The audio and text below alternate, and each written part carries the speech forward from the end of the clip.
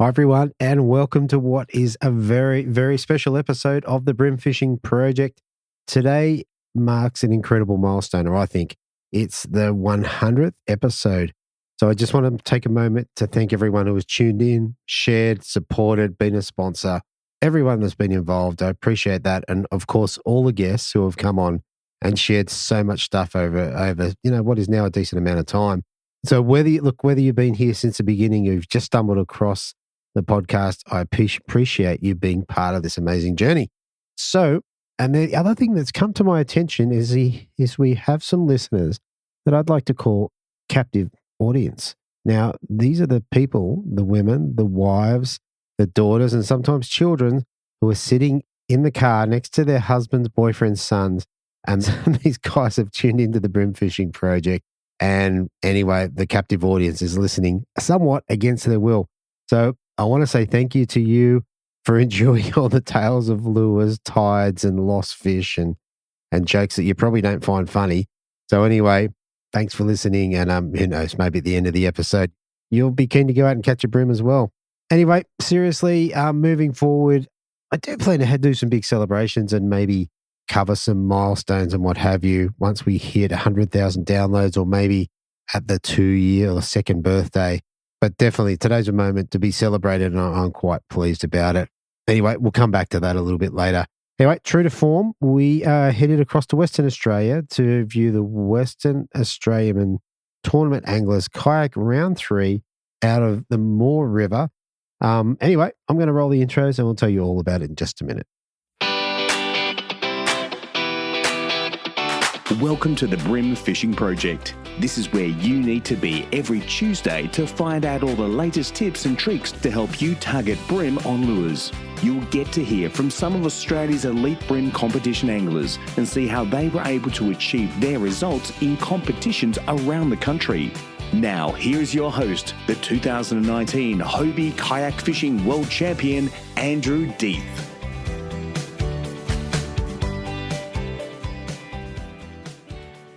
All right. So look, as I record this, I'm just back from the Australian Championships for the Hobies up on Camden Haven River.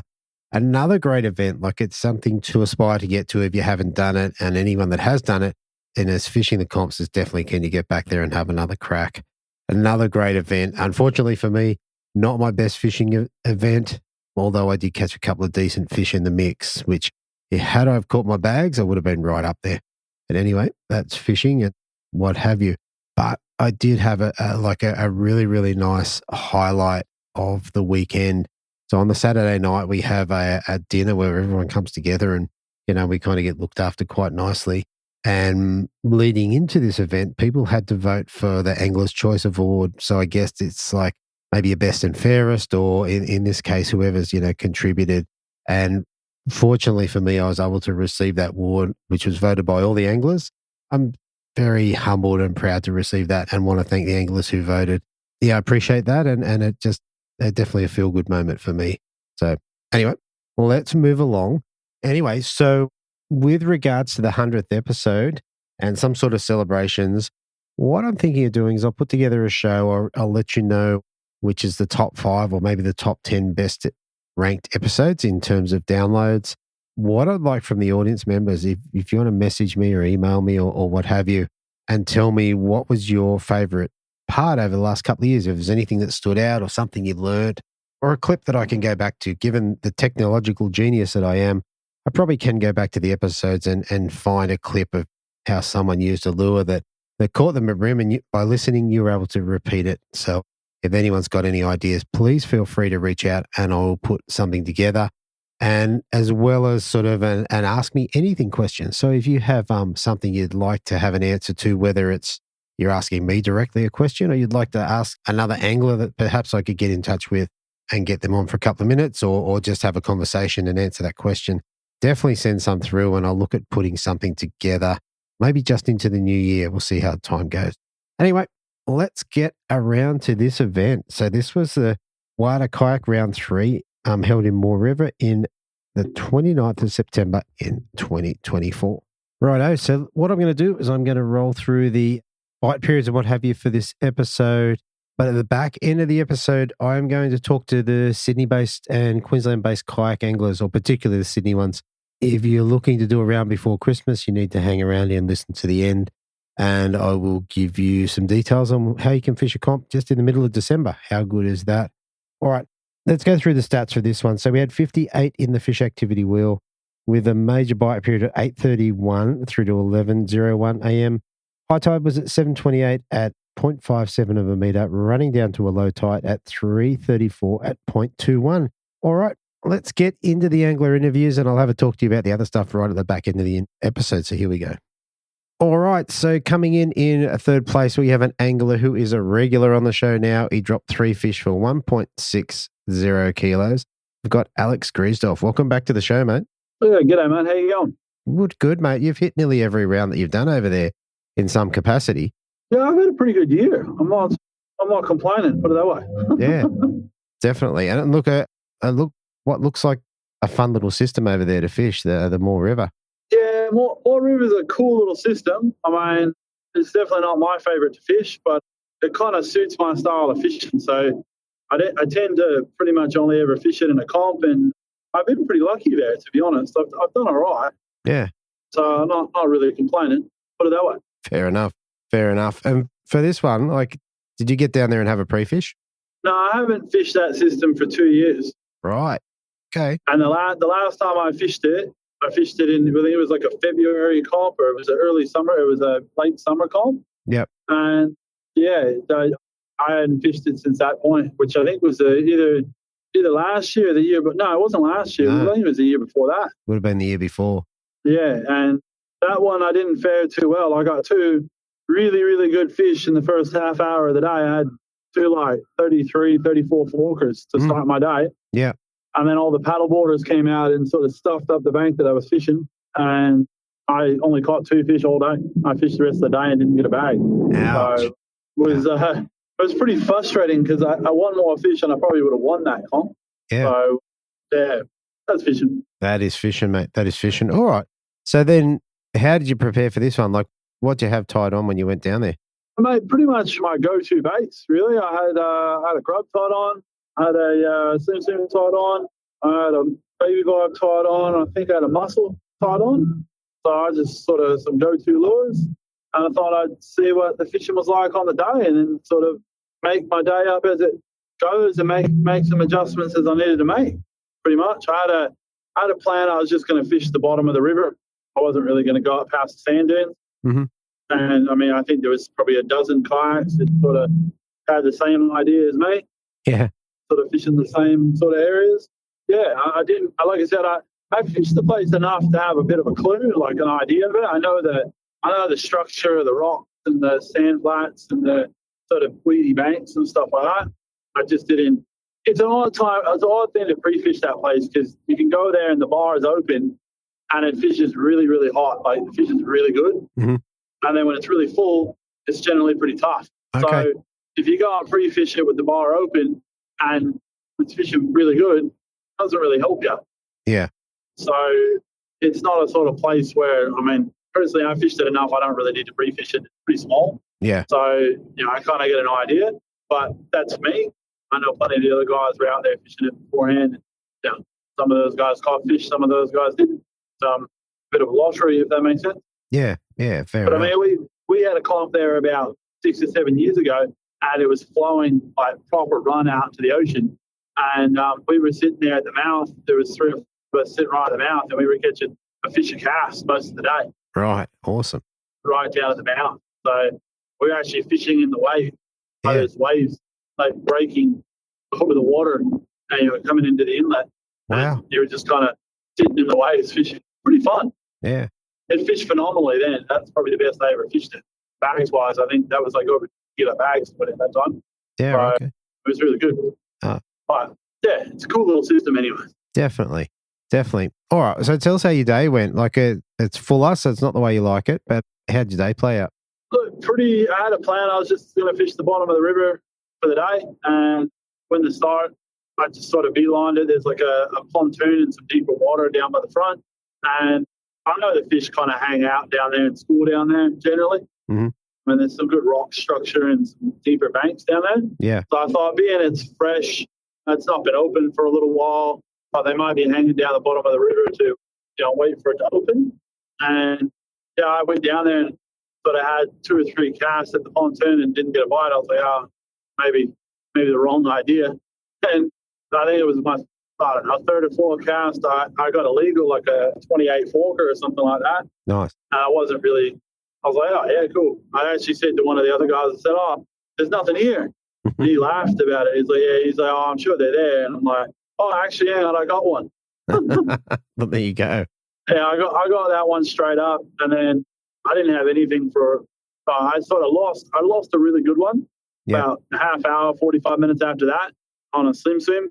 And it did just pull the hooks on and like bent my hook out. So, which was really frustrating. Yeah. Would have been a really solid fish. It was definitely a good fish. Yeah. And then I had nothing till about 10 o'clock. Yeah. Give or take. Didn't have it. I caught a few little rat legals and a few small fish. And then sort of went up to where the flat systems is out the front of one of the creeks and started fishing along there. And was getting a lot of little bait. Just hadn't connected anything yet. One of the other guys pulled the biggest fish of the comp, like literally right in front of me. Ouch. And I was like, okay, interesting. And so when he caught that fish, I was like, there's got to be fish around. So I kind of just changed up my lures a little bit, went a bit lighter and sat there for a minute, did the due diligence and retied a few lighter baits on. And because it was generally really shallow, the water, it was only sort of 0.5 to 1.2. Okay. Quite shallow. Yeah. So went light. And I don't know, it was about half hour later after I rigged and stuff, I ended up catching, I think, 3 legals in about 5 minutes. So they literally turned on the tube, and luckily I landed the ones I hooked. Yeah. And that was it for the day. I got a few rats. Other than that, a few other little small fish runs and stuff like that. But I didn't actually hook any more legals. So I think I only got 4 or 5 legals for the day. So wow, definitely wasn't exciting fishing. And they both came on I had one fish that came on a grub early, and the rest of my fish all came on a slim swim. Okay. I think it was on a 122 or 120 jig head, and I think there were blood oils and motor oils, one of the two. I can't remember exactly, but sort of motor oil color. Slim swim, fishing real slow and real shallow. Yeah. Most of the fish I caught were, in less than a meter of water. So, which was surprising to me. The water temperature was warmer there, so that was probably, I think, what they were doing. I think they were sitting in the warmer water, to be honest. Okay. Yeah, I was curious because it is a closed system at the moment. I was wondering whether you did sort of slow down your retrieve because there's not much water movement and just fish slower. And I think you probably answered that question. Yeah, exactly that. So I fished slower, went lighter. There was a little bit of a sea breeze kind of blowing onto the flat system, but I mean there's 10 kayaks all around you during that day. So I mean it was a bit potluck. Yeah. To be honest, I only saw guys catch small fish around me. Besides the guy that caught that one big one, I think Andy ended up coming 4th or 3rd or 2nd. I can't remember, but he got that good one, and then so I didn't see a lot of fish caught. Put it that way. Yeah. Okay. Yeah, he ended up in 4th, so just 50 grams shy of where you were. Yeah, there wasn't a lot in it between everybody. I mean, it's kind of hard to tell. You lose some fish just fishing lightweight, light drags. In hindsight, probably shouldn't have ran 4-pound leaders. I probably should have gone 3-pound leaders straight through. But in hindsight, I'm pretty happy with 3rd place. You can't really complain too much. 3rd place is pretty good, and look, like we said earlier on, it's been a pretty good year for you. So hard to complain too much. Yeah. Well, I've got a 1st, 2nd, 3rd in the kayaks. Yeah, so very good. Not going too bad. Yeah, you got a set.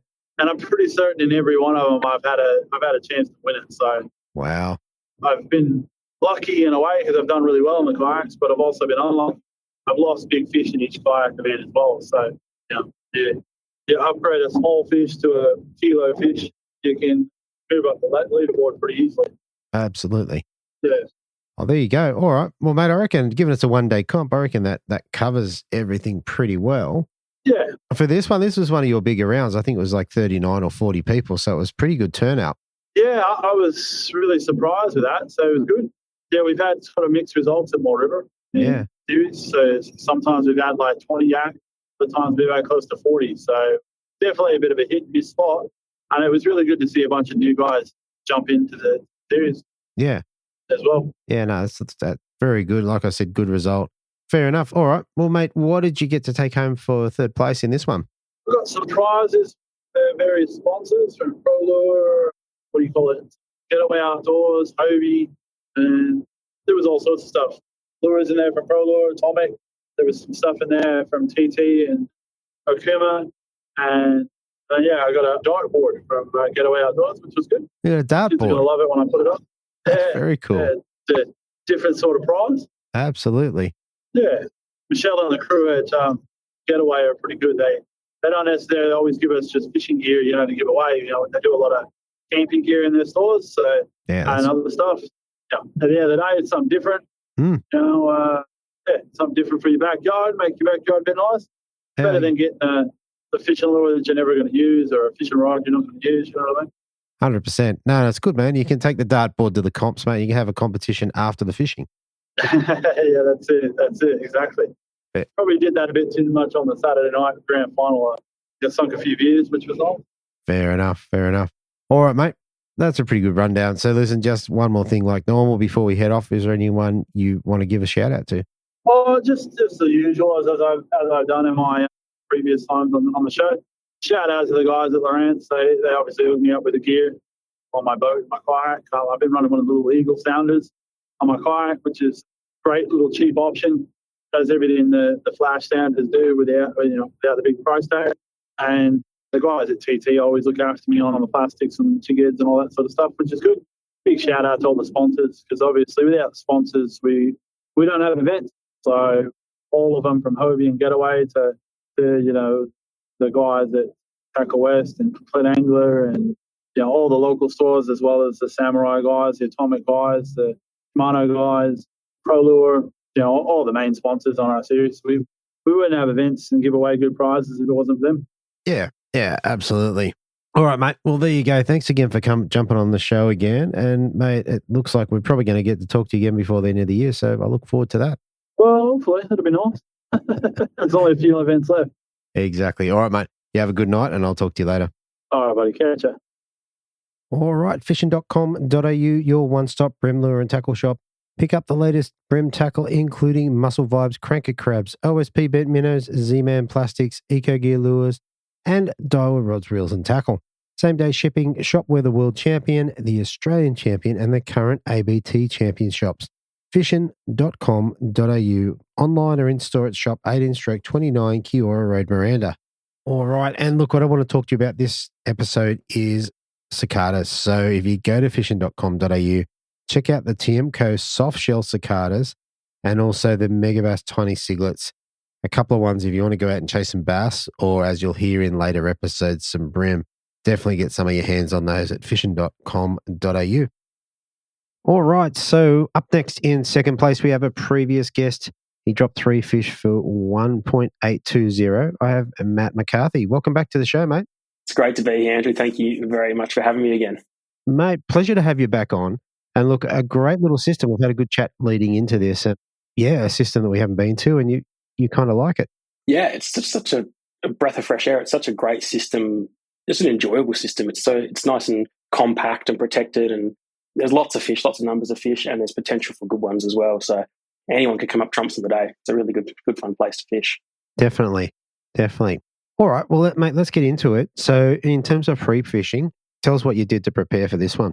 Yeah, so I went to the river probably sometime in July, 4 months ago, really just to reacquaint myself with the system. It'd been a few years since I'd actually fished it, so I just wanted to get an idea of the lay of the land and just solidify in my head where certain banks were and flats and snags, just to make sure I had all my sort of distances and timings and details right, and just went up and explored a few new areas just to get an idea of what was happening. And I clued onto a few patterns, but it wasn't really, I didn't take too much note because a few months' time, coming out of winter into spring, and things can change considerably. So I just sort of parked those things in the back of my brain, which actually ended up helping and exploring the ground. So yeah, it was actually worthwhile doing, which I'm not usually a pre-fisher. So okay, so then leading into the competition, what were you thinking? Were you thinking, like, it's only a small system, so I presume it's a lot of edge bites. But were you thinking plastics, hard bodies, surface, or? I was thinking, first of all, paddle as far away from the nearest person as possible. It just gets such a congested system being quite small, and there is known to be a concentration of fish in that front part of the system. So that was my first thought. And then what you're left with is some really good structure. You've got sand flats, sandy banks, you've got trees, you've got rocks, you've got a bit of everything up there. So on that fish previously, I'd found them deep, and I'd also found them on edges. So I wasn't really too there wasn't really too much of a pattern, but I just sort of, in that first part of the day, I figured I would just fish like a pre-fish and fish different things just to quickly work out where I knew they were previously when I was there, and just to see if there were similar things happening, if that was the pattern, or if there was going to be something different on the day. Sure. Okay. All right. Well, let's roll into comp day. Tell us how your day went, and tell us about your first fish, your first legal fish. Yeah, so I started off, I was actually a bit flustered. My plan was to head up as far as possible, get away from people. And when I got down to the river and saw the water level, I thought, that's great because there's a lot of water in the system. But on the way, as you do, you get tempted. And straight away I saw a bunch of, I think Joey and Ben were ahead of me, and they actually left this stretch of shag trees quickly. So I thought, great, I'll have a cast there. Had one cast, had a second cast, lost my pygmy mussel in the tree. I thought, great, that wasn't for me. That's a sign. Let's keep moving. Yeah. So I kept punching up, and my plan was to head about 4.5 Ks up to the tip of the island to begin with, Diamond Island, and start there where I'd found a good bank that I liked previously. But there was just spots on the way which looked good, so I wanted to have a few casts in there, but I was a bit flustered. I wasn't fishing properly. I was fishing fast, but too fast. I was worried about people coming up behind me, so I kind of did that, and then I just said, stop it, you're being silly, get to your spot. Yeah.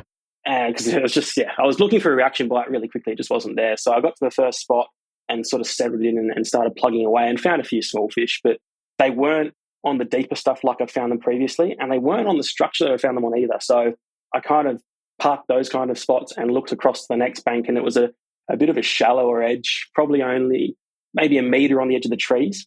And because of the water level, it actually flooded up and gone back into the bank. So there was actually a lot more water and a lot more cover than there was previously. Okay. So I decided to start fishing back into that. And I was just throwing a little soft plastic, little 2-inch. It's a dragon bellyfish, actually. Not something I've thrown for a very long time. I got them in. There was a little sort of tiny bait. It's a little paddle tail. Right. And I was just hopping at the bottom because in that system, there's a lot of small, like shrimp, and a lot of small bait fish. So, and that's what I found previously as well. They were holed up on some of the edges. So I started just hopping that off the bottom, shaking it and pausing it and giving it a long pause. And not too far into that bank, I actually got a decent clunk.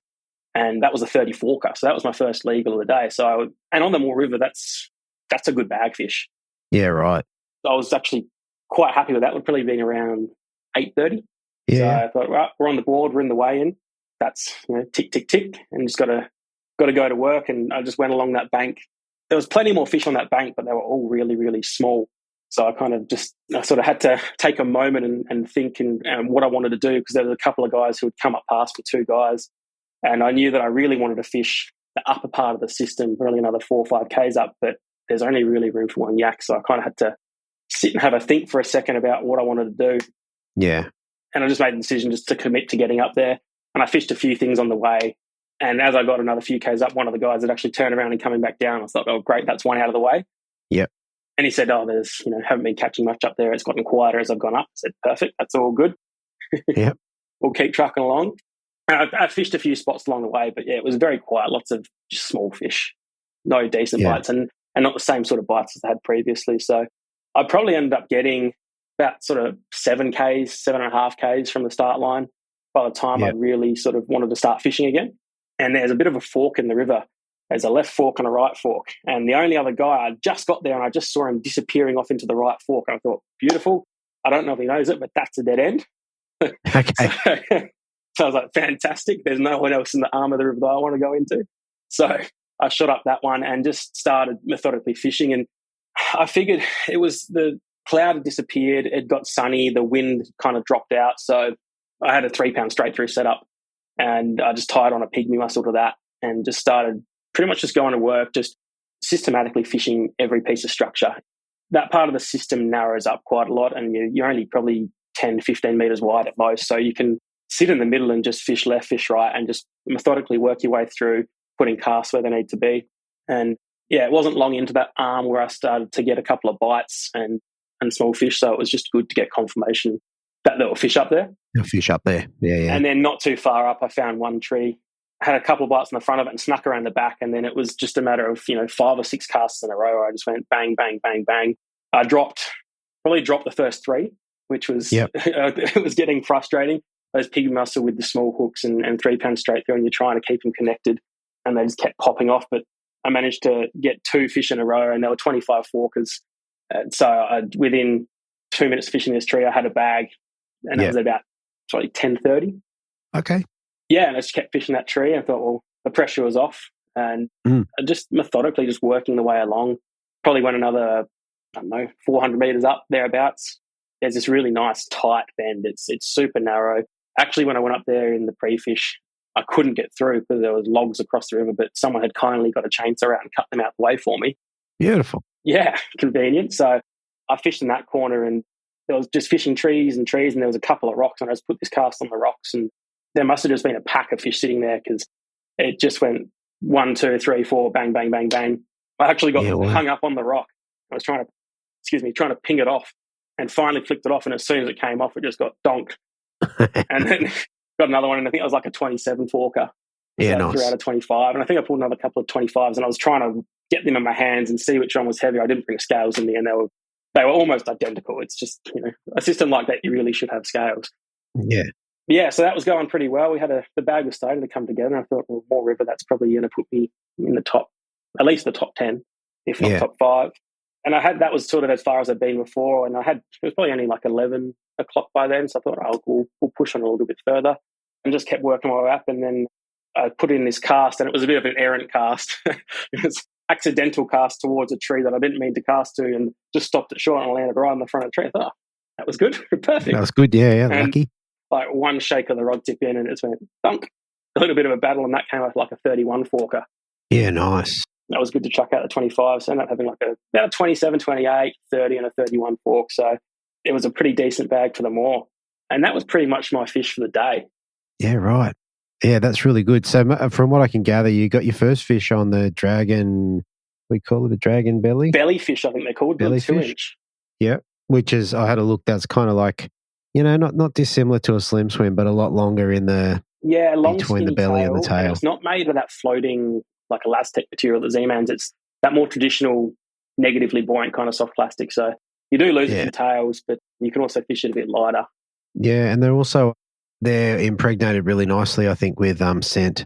Yeah, okay. I'm not too sure. Yeah, but, I think so. I'd have to have a look. I've got some, not some of those, but some of their other grubs. So I have to give them a sniff. Fair enough. And then the rest came on the Joey's pygmy mussel.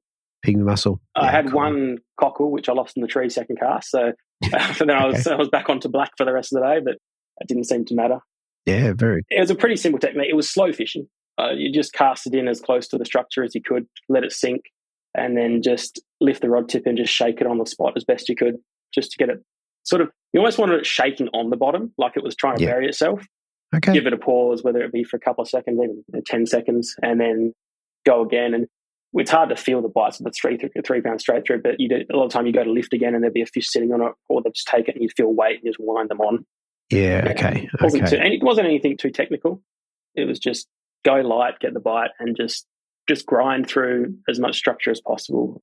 There wasn't really a pattern as to where they would be. It was quite sporadic. The bits they were on were just random tree here, random rock there, and I mean, you can have as many theories as you like, but I couldn't really see much of a pattern to it other than to fish it all. Yeah, okay.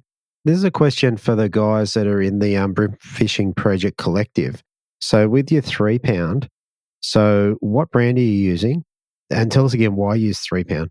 So I'm using the Sunline FC Sniper. Okay. I've used that previously, and I've been using it recently and have no issues with it. Finding it really nice to use. I want to give the J-thread finesse a go as well. I've heard that's pretty good. If it's not broke, don't fix it. So we'll keep going with this until it's worn out. The 3-pound straight through is really just to go finesse. The water had a bit of colour in it. It was clear skies, sunny, still. I didn't want to be throwing in a heavy leader and also affecting the sink of that mussels. I want to fall as naturally as possible, sit on the bottom, be just as natural as possible on the bottom for them to come along and pick it up. And then the more they don't really have barnacles on, like we normally get barnacles like in the Blackwood, for example, but a lot of the timber was actually pretty clean and tidy. So I wasn't too worried there, even though we're fighting in close quarters. And then being a treble bait, the little pygmy muss, the 3 pound straight through can, even though I pulled hooks, it can actually help to keep hooks in. Sure. Braid leader, you can sometimes pull a bit harder and pull hooks out, whereas the 3 pounders kind of cushions the runs and the head shakes. And then using it I was using an SK 702, the dial in feet, and that's a pretty soft rod as well. So just cushioning all the blows and the runs and the head shakes and just coaxing them to the kayak and the net. I actually found with that setup, when I started catching a few fish, I kind of experimented a bit with going harder on some and gentler on others, and actually you could lead them out. Just, like walking your dog, just gently lead it along, and they'd actually slowly swim out until they got certain, and then you could go a bit harder on them and they were already away from the structure. And pull them in. That's very interesting. Just on when you cast out and you're letting it sink, are you like on a really slack line? You're trying to watch it? I'm on a pretty slack line. Yeah. I will watch it. It was actually pretty hard to see on the surface of the water on the weekend. Depending on my angle where I was sitting with the sun, sometimes I could see it, sometimes I couldn't. So I just put a bit of slack in the line. I find when they pick it up, even if I'm not properly in contact with it, they just tend to sit there and munch on it. Yeah, they're just turning it around. Yeah, they're just sitting in the mouth and just trying to get it in the right way to get it down. I don't think they spook too easily even when they find the trebles. The muscle's pretty sharp and crunchy anyway. I think so. And then once it's on the bottom, just wind up that slack, and a lot of time they're sitting on it. But I will watch it, and occasionally you will see that tick, and then obviously you wind up and wind the fish on, but it's not always possible. Yeah, very good. All right. Well, look, it was enough to get you a pretty decent bag, a bit of a decent paddle back. Yep. How were you feeling leading into the weigh-in? Like you had a reasonable bag. What were you thinking? I was feeling good. I actually didn't think I had as much as I did. I thought at worst I had 1.5 kilos. I thought I was probably sitting around sort of 1.6, 1.65 and maybe 1.7. But they weighed a bit heavier, and looking at other people's bags, like they were decent. They were decent guts on them. They weren't skinny fish by any means. So I thought I was going to be around the mark if I thought how downriver was going to fish the way it did. People on top of each other. Yeah. And people taking each other's fish out the way. So I was confident of doing well, but I'm very happy to have gotten the second, and it's very happy for Adrian in getting a win as well. It's well deserved. Yeah, absolutely. All right, very cool. All right, in terms of what you get to take home? One was $500 cash, which is very nice. A little prize pack with some lures and bits and pieces, like a Hobie cooler bag for the kayak, which is awesome. We'll stick it on the front, and then the little core flute second place board, which is nice. That's sitting in the living room. The big check. How good's that? Yeah, that's it. Very good. All right, mate. So one last thing before we head off. Is there anyone you want to give a shout out to or say thank you to? Yeah, well, obviously the organisers of the events, they're doing a great job. A lot of the guys that have come on board this year, I think Dave and Rory doing a great job in the media, and Carl helping out. Obviously Alex, Kim, Joey, the whole team, they're doing a really good job. All the competitors, it was a big round for the kayaks, 39 yaks. It's a really good increase in numbers, and it's awesome to see a lot of new faces from outside of the scene and then from the boats coming across as well. It's great to see the growth. That's what we really want. And then to Tackle West. Obviously, I'm employed by Tackle West. We have a lot of great fishing tackle, all the Brim stuff. We have a Brim talk night coming up in soon. I don't know if this will be aired by then or not, but yeah, it would be Tackle West. Thank you very much. All right, very cool, mate. All right, well, listen, that's a great wrap up and a good comp for you. So, look, good luck for the rest of the season, and hopefully we get to have a chat. Thank you very much, Nathan. Chat soon. Thanks, mate. All right, if you're in the market for a new fishing kayak or looking to make some upgrades to your existing kayak or possibly looking at kayak fishing tournaments, then HWS is the place to go. They have a full range of Hobie kayaks, stock the latest kayak accessories, and are really dialed in when it comes to the best kayak fishing setup for the casual fisher and the tournament angler. hws.com.au, online or in-store at shop 3/638 Pacific Highway, Belmont. James offers free delivery on Hobie kayaks across all Greater Sydney, Central Coast and Hunter. If you're outside that area, reach out to him. I'm sure he'll look after you. Now, the other thing to mention this episode, so it really is a time of year to be jumping into, well, I wouldn't say cheap, but let's say cheaper kayaks. You've got The passport's under $2,000 as a starting point. You've also got a limited number of ex-Hobie Australian Championship kayaks. These kayaks have been on the water for 4 days. So what they are is the current model Compass. You have an option to keep them as the tournament standard with power poles, live wells and all that, or pare them back as much as you want. Either way, you're going to get a kayak that's maximum 4 days old at a much discounted rate. So look, if you're interested in that, get in touch with James and he will sort you out. All right. And finally, in first place, I have an angler in his second visit to the Bream Fishing Project, dropping 3 fish for 1.87 kilos and securing first place. Welcome back to the show, Adrian Barber. Welcome, mate. Thank you, Andrew. Wonderful. Really good to be here again. Yeah, mate. Good job. Good job. And we did bump into each other up on the Gold Coast, which was kind of cool, you and your son, which was very good to see. Yeah. I'm really hoping for him to get into the sport. So hopefully this December he's going to be down this end and reintroduce him to catching brim. This time will be black brim. But yeah, definitely next time I'll be doing the Gold Coast round again for sure next year. Yeah, definitely one of my favourite rounds. It's always good for us to travel north in the middle of winter and have a nice warm week and catch a couple of fish. So yeah, it was lovely. All right, mate. So a round win down at Moore River, mate. You must be pretty pumped about that. I am. I wasn't expecting to take the win away, I must be honest. The Friday morning, I had just got back from an overseas trip. So it was quite a process from Glasgow to Perth. And yeah, Sunday morning I was shattered. And then still had to drive 2 hours from home up to the event site. And yeah, as a result, I was not keen to explore that system too much. So yeah, I really started fishing right from the get-go, literally. Right. Wow. So prior to that, when was the last time you were on the system? Maybe a year ago. Okay. So no pre-fish. No. I wasn't familiar with this system before this episode, and it looks like a great little system, place that I would like to go and fish. But in any case, tell us about your day. Tell us about how you went about catching the winning bag. Well, as I said, it wasn't something which I really thought about. I mean, you're into a comp, of course. You're in it to try and get a win, obviously. But it was the last thing from my mind, and nursing it felt like a massive hangover. From the start, I set off and literally started fishing straight away. And by 9:30, I had my 3 fish. Right. Okay. My 3, and I did 1 upgrade. And during the course of the rest of the day, it was really pretty simple. I didn't venture far, maybe 1 kilometer maximum away from the start. But yeah, just focused around the beginning part of the system. Very slow. It was very slow for me. My 3 big fish came on a very slow roll. I found that they were keen to eat a soft plastic. After trying a couple of different lures, some hard bodies, trying to figure out were they in the deeper sections of the river or up on the banks along the edges. I came across them on the edges. I mean, there were smaller ones, seemed to be in the deeper sections. Okay. And my first fish, it was a 30 centimeter. I got him at about 8 o'clock. Okay.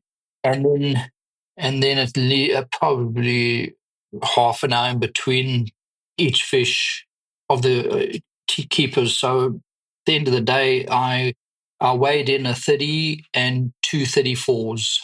Okay. And are you talking fork length? Yes, to the fork, to the tip. To the tip? Yeah. We go to the tip here in WA. Right. Well, there you go. Yeah. Well, and look, you said you got them on soft plastics. What were you slow rolling? I were Bait Junkie, the minnow.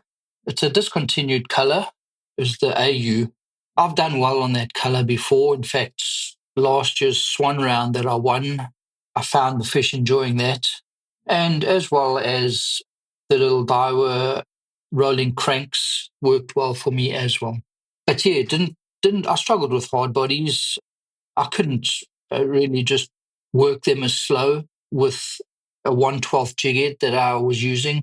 Got it down to the bottom, felt it on the bottom, and just literally slowly dragged it along. And that's where my fish came. There was no excitement about the actual take, but once they were hooked, they did strip some line out, especially my last fish. And I was quite fortunate to have held him because he was just hooked by a bit of skin on the roof of his mouth, literally. Oh, wow. Well, there you go. What sort of leader were you running for the day? 3 pounds straight through. 3 pounds straight through. Yeah, I like it. Yeah. I like it. So you would have your drag set pretty light, I'd imagine. Yes. Yeah. I had other options rigged up. I just stayed with that.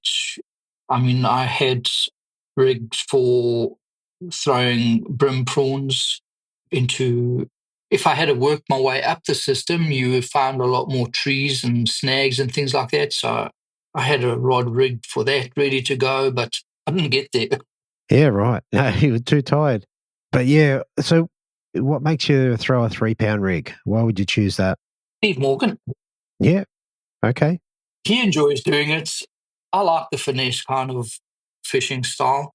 Yeah. I like throwing 3 pound also straight through with my rolling cranks. So I've got a rod for that, bit softer rod with the hard bodies and the small little hooks.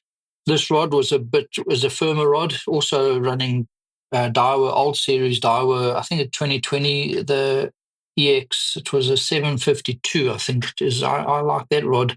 Nice bit of length, you can get good casting distance, and it's a fast taper, but it does have a bit of give if the fish decides he's going to lurch. Okay. Yeah. And it's interesting that out of all the people in the comp, you're throwing 3 pound and you're the one that came up with the biggest fish. Yeah. No one can guarantee whether that's related, but maybe it is. Yeah. Yeah. Well, I mean, with him being so slow and so fussy, I mean, I don't know, I guess possibly other people maybe found them with a faster retriever. I don't know. But if the fish are not really keen, then I think the lighter you're running on your leader, the more opportunity or the more odds of you getting a hookup. Yeah. And I've found in the past, the smaller fish, if I've got a really slow retrieve, the smaller fish sort of back off it a little bit. They're not too fast. They're a little bit more keen if your retrieve's a bit quicker.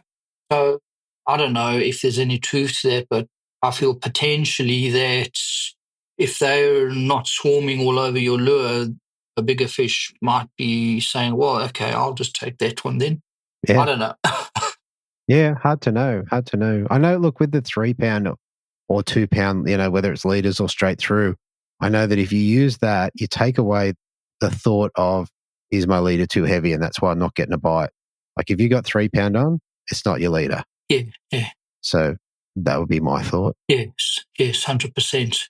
Well, there you go. So it sounds like you just got 3 decent ones for the day, or did you get a few more, or that was it?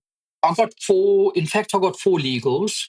The last one was an upgrade. And then the rest of the fish that came through for the day were all undersized fish.